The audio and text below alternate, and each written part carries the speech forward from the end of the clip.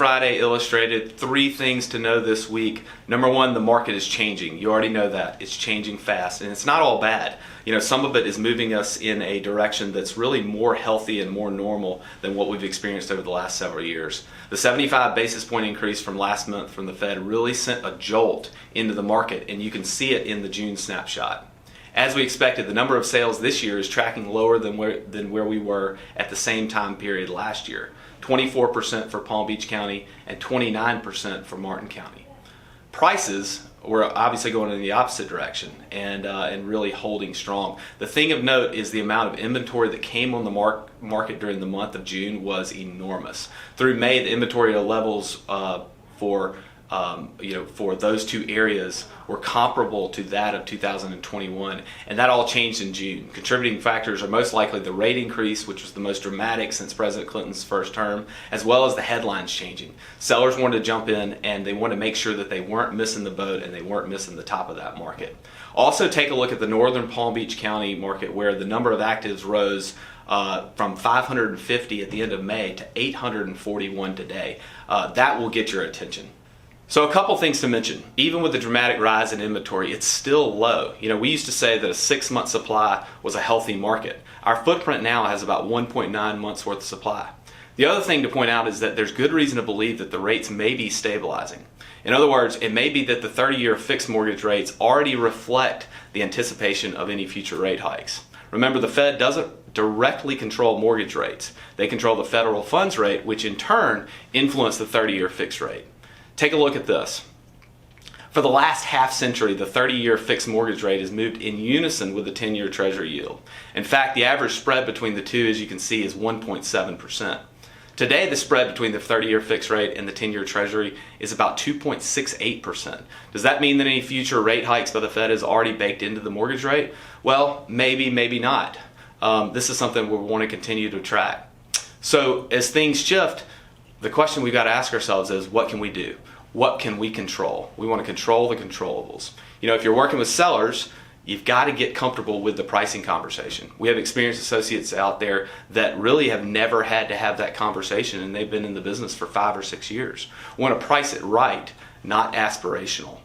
If you're working with buyers, we've got to let them know that help is on the way. Many of our buyers got frustrated and moved to the sidelines. The inventory levels rose dramatically in June, and they'll probably continue, maybe not as steep, but they will continue to trend in that direction. Also, have the rate conversation with your buyers. Show them the slide I just showed. Whether you're working with buyers or sellers, we've also got to crystallize and make some sense out of all these headlines for them.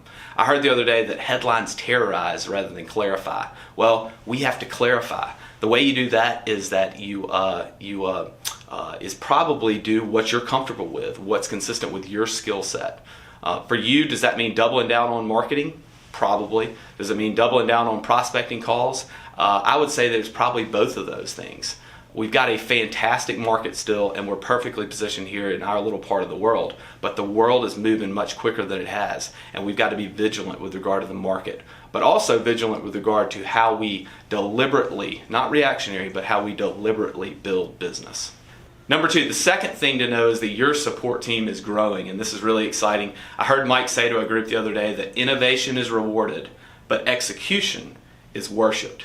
You know, we're doubling down on executing, and we've made 3 new hires this year to help us do exactly that. The first is Brittany Williams, our new Agent Experience Director. Her role is to become the expert at all of our various tech tools that we have to offer, then sit with you and show you how they can make you and your business more efficient. The second is Morgan Torres. She's a fantastic graphic designer who will help us increase our bandwidth in the marketing department and help you tell your story. Finally, the third hire is Hannah Toth, who may look familiar to you. She is the admin at our Hope Sound office, and she'll assume the role as leadership support specialist. She's going to help our new associates as well as helping our leadership team as they maximize their value to you. That does mean that we're looking for a new admin in Hope Sound, so if you've got somebody that has or knows of a prospect that we should interview, then let us know. They've got big shoes to fill, but we want to go ahead and fill that role and get Hannah up and running. Number 3, finally, the third thing to know is that our 2022 Ninja Selling class will be August 15th through the 18th. Our program will be held at the DoubleTree Hotel in Palm Beach Gardens, and it's an opportunity to spend 4 days around other associates that want to take their business to the next level.